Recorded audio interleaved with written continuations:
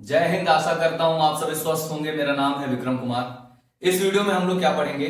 Nationalism and imperialism. इससे पहले हमने यूनिफाई कर लिया सारे देशों को। देश यूनिफाइड हो चुके हैं, देश रिपब्लिक हो चुके हैं, देश में डेमोक्रेसी आ चुका है, ऑटोक्रेटिक रूल खत्म हो चुका है, नेशन स्टेट बन चुके हैं। और अब जो फीलिंग है नेशनलिज्म की, उसकी लिमिट पार करेगी लोगों की। अब लोग जब नेशनलिज्म की फीलिंग को एक्सेसिव फील करने लगेंगे तो इंपेरियलिज्म आएगा। ठीक है, तो नेशनलिज्म और इंपेरियलिज्म क्या होता है, इस चीज को पहले समझिए। नेशनलिज्म आपके देश के प्रति फीलिंग, यानी आप अपने देश से कितना प्यार करते हैं, ये बहुत जरूरी है, करना भी चाहिए। तो यहां तक तो ठीक है, बट इंपेरियलिज्म क्या होता है? इसे आप एक एग्जांपल से ऐसे समझ सकते हैं कि आपका देश अच्छा है, ठीक है, इसमें किसी को कोई दिक्कत, किसी को कोई परेशानी नहीं है, आपका देश बेहतर है और रहना भी चाहिए। बट जब ये नेशनलिज्म की फीलिंग एक्सेसिव हो जाती है, हाइपर नेशनलिज्म हो जाता है, तो वही देश के लोग, वहां की कंट्री, वहां की गवर्नमेंट अपने देश की टेरिटरी को एक्सटेंड करना शुरू करती है, जिसे इंपेरियलिज्म कहते हैं। इंपेरियलिज्म हिंदी में कहें तो विस्तारवाद। ठीक है, यानी कि अपनी टेरिटरी को एक्सटेंड करना, वो कॉन्कर करना दूसरी कंट्रीज को, तो ये इंपेरियलिज्म कहलाता है।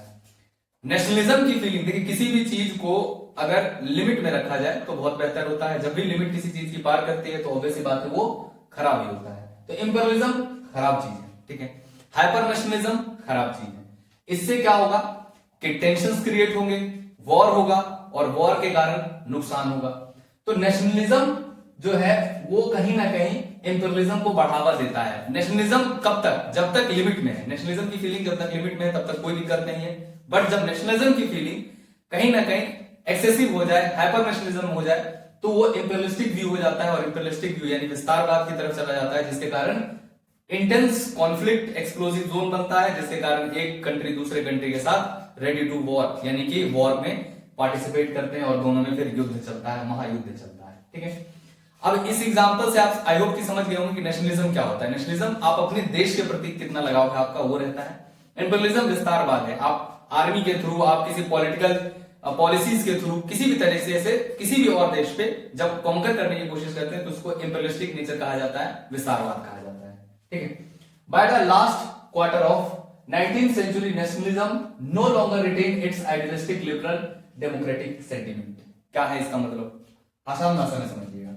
19th century में जो नेशनलिज्म की फीलिंग थी, ठीक है, no longer retain its idealistic liberal democratic sentiment. ये लिबरल लोग, याद होगा आप लोगों को, बार बार मैं बताता है कि लिबरल लोगों का जो आइडियलिस्टिक व्यू था, उनका जो मानना था क्या था कि इक्वालिटी होनी चाहिए, डेमोक्रेटिक प्रिंसिपल्स के थ्रू कंट्री चलना चाहिए, पार्लियामेंट्री फॉर्म हो, गवर्नमेंट बाय कंसेंट बने, इंडिविजुअल के राइट्स को प्रोटेक्ट किया जाए। तो वो लोग, लिबरल जो लोग हैं, उनका एक तरह से कह सकते हैं आइडियलिस्टिक थॉट है, आदर्शवादी विचारधारा है उनकी। ठीक है, लेकिन जैसे जैसे नेशनलिज्म का ग्रोथ होता है, नेशनलिज्म हाइपर नेशनलिज्म बदलता जाता है, वैसे वैसे क्या होता है कि ये आइडियलिस्टिक लिबरल डेमोक्रेटिक सेंटिमेंट है, वो अपने आप में रिटेन नहीं कर पाता है, वो समय के साथ क्या होता है, बदल जाता है। ठीक है, जो एग्जैक्ट मायने में लिबरल नेशनलिस्ट की जो फीलिंग्स है, लिबरल जो चाहते हैं कि देश किस तरह से बना रहे, देश में लोग किस तरह से रहें, उस चीज को रिटेन नहीं कर पाती ये आइडियोलॉजी इनकी, लिबरल्स की। ठीक है, nationalist group become intolerant and ready for war. ये कारण क्या है? देखिए, इसका हम अभी थोड़ा सा समझेंगे कि बाल्कन रीजन में क्या क्या चीजें हुई है, इसके थ्रू समझेंगे कि जितने भी नेशनलिस्ट ग्रुप हैं वो अब इंटॉलरेंट बन रहे हैं, किसी को भी किसी तरीके से दूसरे देश की तरक्की बर्दाश्त नहीं है। ठीक है, इंटॉलरेंट बन रहे हैं, जिसके कारण एक दूसरे से वॉर में जाने के लिए थोड़ा सा झिझक नहीं रहे, रेडी टू वॉर है।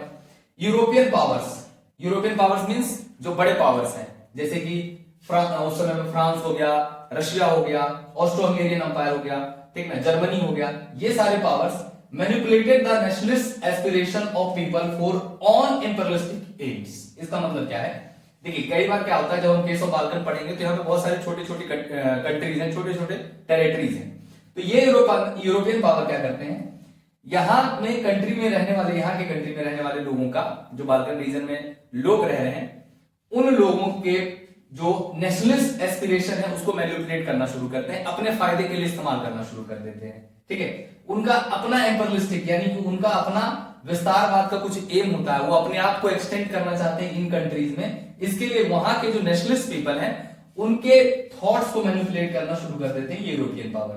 ठीक, अब इसमें हम समझेंगे कि केस ऑफ बाल्कन क्या है, बाल्कन रीजन क्या है और बाल्कन में ये इस तरह क्या हुआ था। तो Balkan region comprise of geographical and ethnic variation of modern day Romania, Bulgaria, Albania, Greece, Macedonia, Croatia, Slovenia, Serbia, Montenegro, ये सारी कंट्रीज जितनी भी हैं, लगभग 11 कंट्रीज हैं। ठीक है, तो ये बाल्कन रीजन में छोटी छोटी कंट्री पड़ती हैं जो कि ऑटोमन अंपायर के अंडर आया करता था। ठीक, जैसे ऑटोमन अंपायर के अंदर ग्रीस आया करता था, वैसे ही बाकी सारी कंट्रीज जो है आया करती थी बाल्कन रीजन में। अब यहाँ पे जो लोग रहते हैं उनको स्लाव्स कहा जाता था। जो लोग यहाँ पे जो इनहेबिटेंट हैं, यहाँ के मूल निवासी जो हैं, उन्हें स्लाव्स कहा जाता था। इनके बीच में टेंशंस बढ़ने शुरू हो गए। Nationalist tension in Europe after 1817 increase. क्यों इंक्रीज हुआ, उसके पीछे दो कारण समझिए। एक तो अभी तक नेशन स्टेट का कॉन्सेप्ट नहीं था, अब नेशन स्टेट बन चुके थे, यूनिफाइड हो चुके थे नेशन। तो नेशन जब बनेगा तो वहां लोग से बनता है नेशन, और लोगों के बीच में जो नेशनलिज्म की फीलिंग है वो कहीं ना कहीं कंटिन्यूअसली इमर्ज होती जाएगी। ठीक, तो उसके कारण क्या हुआ, spread of ideas of romantic nationalism in Balkan reason. जो छोटे छोटे टेरिटरीज हैं बाल्कन रीजन में, जितने सारे देश हैं, वहां के रहने वाले लोग जितने भी हैं, उन सभी के बीच में रोमांटिक नेशनलिज्म फीलिंग्स स्प्रेड होती रही। हमेशा वो अपने नेशनलिज्म की फीलिंग का ग्रोथ देखते आए। अब इसके कारण क्या हुआ कि ऑटोमन अंपायर से वो चाहते थे अपने आप को आजाद करवाना। Disintegration of Ottoman umpire, Ottoman umpire भी धीरे धीरे वीक पड़ता जा रहा था, उसका स्ट्रेंथ, अपने आप को स्ट्रेंथन करने की कोशिश कर रहा था ऑटोमन अंपायर, ऐसा नहीं है। बट जैसे जैसे ऑटोमन अंपायर डिसइंटीग्रेट हो रहा था, वीक पड़ता जा रहा था, ये देश अपने आप को आजाद करवाना चाह रहे थे, क्योंकि यहाँ पे नेशनलिस्ट जो व्यूज था इंडिपेंडेंट होने का, नेशनलिस्ट का जो अपना थॉट था कि हम आजाद हो जाएं ऑटोमन अंपायर से, वो जोर ज्यादा पकड़ रहा था। जिसके कारण क्या हुआ, ये रीजन बहुत ज्यादा एक्सप्लोसिव बन गया, यानी कि वॉर जैसा सिचुएशन हमेशा बना रहता था। हर एक कंट्री अपने आप को इंडिपेंडेंट देखना चाहती थी, हर एक कंट्री अपनी गवर्नमेंट वहां पे बनाना चाहती थी। जिसके कारण क्या हुआ कि ओवरऑल ये ऑटोमन अंपायर डिसइंटीग्रेट हुआ, रोमांटिक नेशनलिज्म की फीलिंग इंक्रीज हुई, और 1871 के बाद जो नेशनलिस्ट टेंशन है यूरोप के अंदर, वो बढ़ गया। ठीक है, ओवरऑल यहां से आपका क्वेश्चन पूरा का पूरा बनेगा, मैं लास्ट में आपको बताऊंगा कि क्या क्वेश्चन बनेगा। ठीक, the Balkan peoples base their claims for independent और political on nationalist and use history to prove that they had once been independent. Means देखिए क्या है, जो बाल्कन रीजन में रहने वाले लोग हैं वो क्लेम करते हैं अपनी आजादी को, अपनी फ्रीडम को और अपने पॉलिटिकल राइट को, जिनका बेस वो क्या मानते हैं कि वहां का उनका बेस क्या है, नेशनलिस्ट होना। ठीक है, राष्ट्रीयवाद यानी कि राष्ट्रवाद की जो फीलिंग है, उसी के आधार पे अपनी फ्रीडम और अपनी पॉलिटिकल राइट की बात करते हैं, और इसे प्रूव करने के लिए वो अपनी हिस्ट्री का यूज करते हैं, और हिस्ट्री में वो बताते हैं कि हम लोग ऑलरेडी इंडिपेंडेंट थे। ठीक है, बट हुआ क्या कि फॉरेन पावर्स के थ्रू हमें कैप्चर कर लिया गया, फॉरेन पावर्स ने हमें अपने अंडर कंप्राइज कर लिया, सब्जुगेट कर लिया, इसीलिए हम आजाद होना चाहते हैं।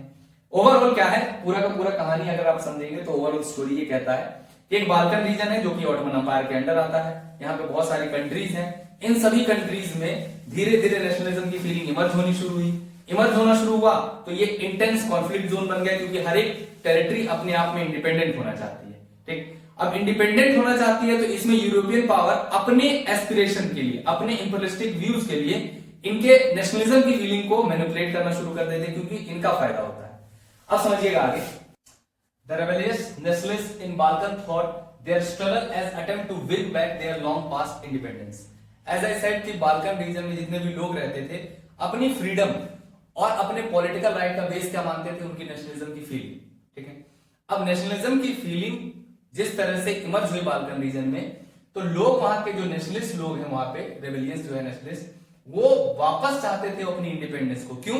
क्योंकि उनका ये मानना था, वो अपनी हिस्ट्री के थ्रू ये प्रूव कर रहे थे कि हम लोग पहले से ही फ्री थे, हमारे कुछ अपने पॉलिटिकल राइट्स हुआ करते थे, लेकिन हम फॉरेन पावर के अधीन हुए, वो भी फोर्सफुली। ठीक है, so Balkan states, Balkan region become an area of intense conflict. ये क्वेश्चन पूछा जा सकता है आपसे, बाल्कन रीजन ऐसा क्या हुआ बाल्कन रीजन में जो इतना इंटेंस कॉन्फ्लिक्ट जोन बन गया। Balkan states were fiercely jealous of each other and each hope to gain more territory. What means कि जैसे देखिए, बाल्कन रीजन ऑटोमन अंपायर के अंदर आता था, ऑटोमन अंपायर जैसे जैसे वीक हुआ तो बाल्कन रीजन में जितनी भी कंट्रीज थी वो अपने आप में इंडिपेंडेंट होना चाहती थी। अब हर एक कंट्री इंडिपेंडेंट होना चाहता था, तो ये चाहता है कि वो अपनी टेरिटरी को एक्सटेंड करे, जिसके कारण हर एक कंट्री एक दूसरे से जेलस फील करती है।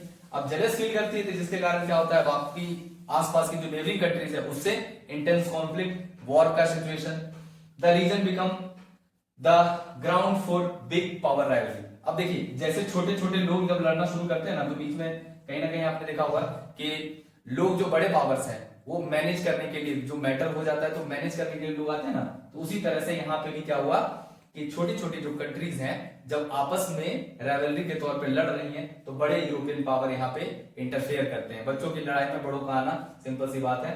तो इसी तरह से बड़े पावर्स आते हैं और आकर के अपना जो एम है, उनका इंटरेस्टिंग एम, उसे फुलफिल करने की कोशिश करते हैं। Each power like Russia, Germany, England, Austro Hungarian was too keen to hold the power over the Balkan and extending its own control over the area। देखिए, इसके पीछे और भी रीजन है, जैसे कि मान लीजिए जैसे ये यूरोपियन पावर्स जो है अगर बाल्कन रीजन के ऊपर कंट्रोल रखते हैं तो ट्रेड रूट में कहीं ना कहीं इन्हें फायदा बहुत ज्यादा मिलेगा। इसके लिए भी चाहते थे कि यहाँ पे हम लोग सस्टेन करें, पूरी तरह से अपना पावर कंट्रोल करें। तो ये जितने भी बड़े पावर्स हैं, इन छोटी कंट्रीज में, जो बाल्कन रीजन में कंट्री अभी अभी फ्री हो रही थी, फ्री होना चाह रही थी, उनको सपोर्ट करना शुरू करते हैं। This led to a series of war in the region, finally led to the first world war.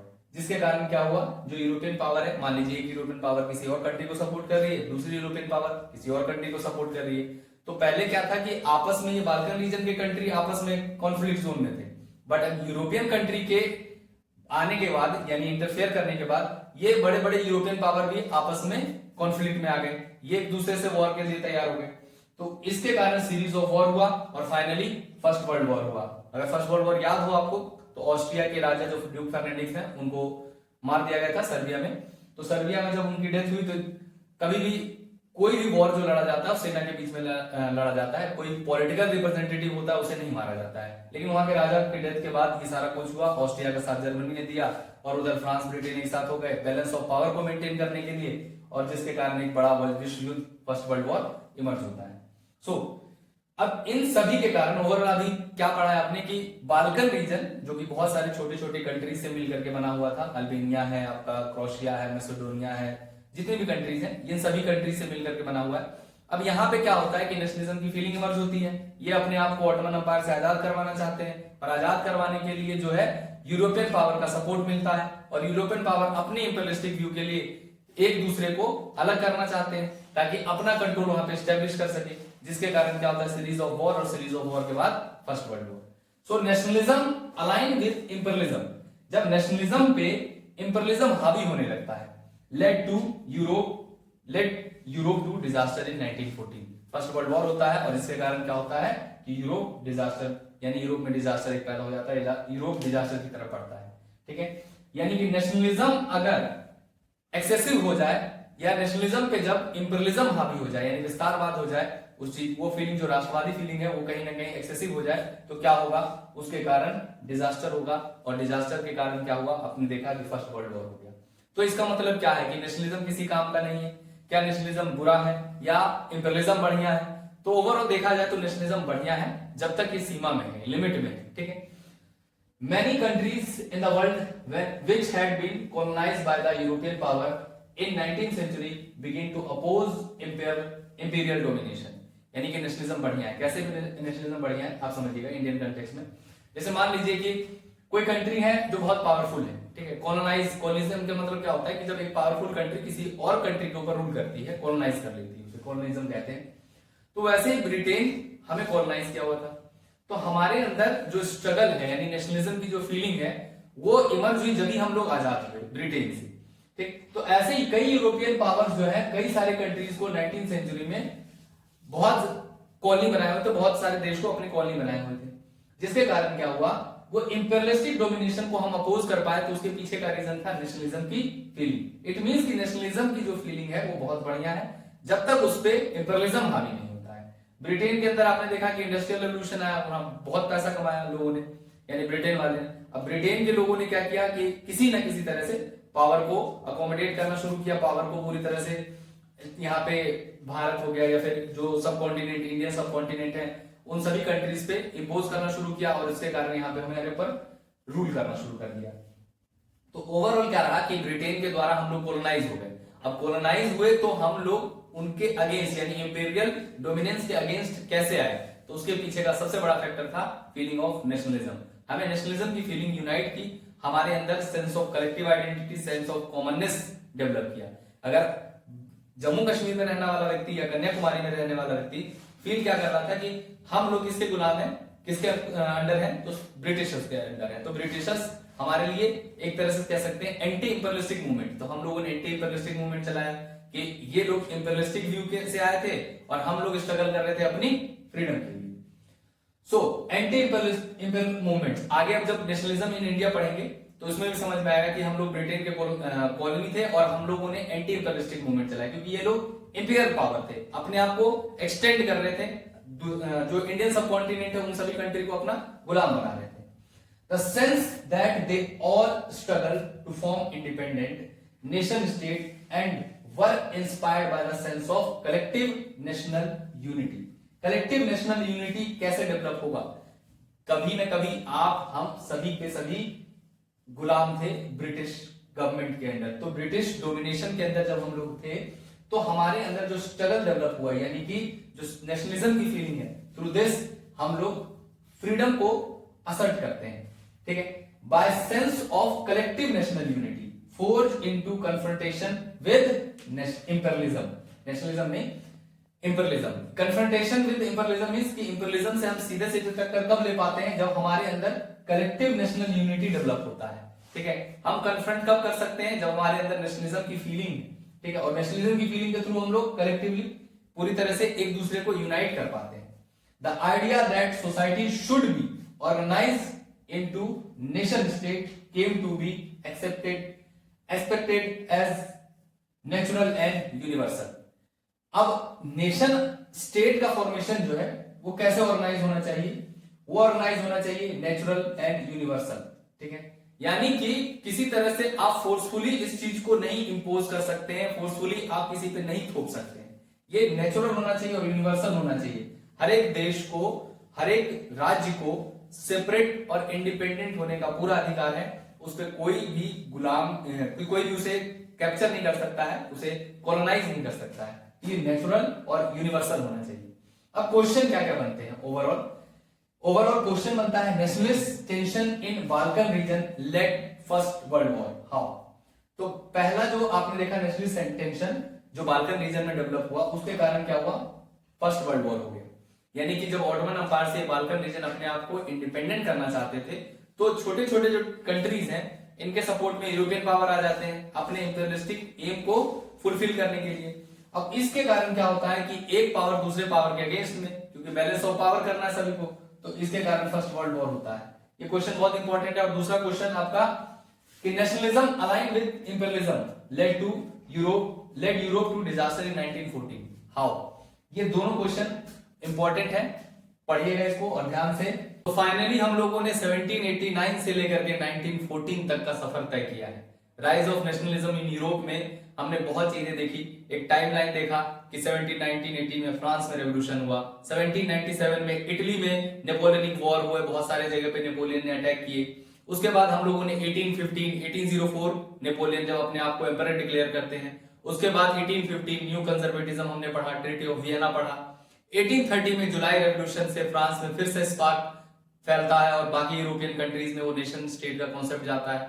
फिर 1848 लिबरल का जो रेवोल्यूशन होता है। उसके बाद हमने 1850 से लेकर के 1817 के बीच में बहुत सारे देश का यूनिफिकेशन समझा, 1816 से लेकर 1817 के बीच में। एग्जैक्ट अगर कहूं तो 1859 से लेकर के 70 के बीच में इन 2 सालों में बहुत सारे यूनिफिकेशन हुए और 1914 तक आते आते फर्स्ट वर्ल्ड वॉर। तो ओवरऑल हमने इसमें 1789 से लेकर के 1914 तक फर्स्ट वर्ल्ड वॉर तक पूरा पढ़ लिया है। आपका चैप्टर यहाँ पे कंप्लीट होता है। अब इस चैप्टर के जो शॉर्ट्स है, यानी कि जो टॉपिक बाय टॉपिक वीडियोस हैं, वो भी अपलोडेड है और इसका मैं एक पूरा का पूरा कंप्राइज वीडियो भी अपलोड करने वाला हूं। इसमें टेलीग्राम चैनल होगा, वहां पे आप हमें ज्वाइन कीजिए ताकि आपको जो नोट्स हैं इस चैप्टर के और जो क्वेश्चंस हैं, जो इंपॉर्टेंट क्वेश्चन है असर्शन रीजन से लेकर के ऑब्जेक्टिव क्वेश्चन या फिर 5 मार्क्स क्वेश्चन, वो सारे मिलेंगे वहां पे। तो जरूर ज्वाइन कीजिएगा। बने रहिए और किसी प्रकार का अगर कोई डाउट है तो कमेंट सेक्शन खाली पड़ा हुआ है, भर दीजिए, जवाब जरूर मिलेगा। Thank you very much.